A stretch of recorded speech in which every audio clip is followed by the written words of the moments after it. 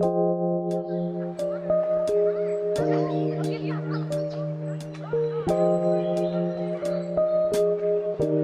here to tell you that each and every time you spoon into a bowl of Lucky Charms, you might as well be partaking of Lucifer's sacrament. You know what I eat?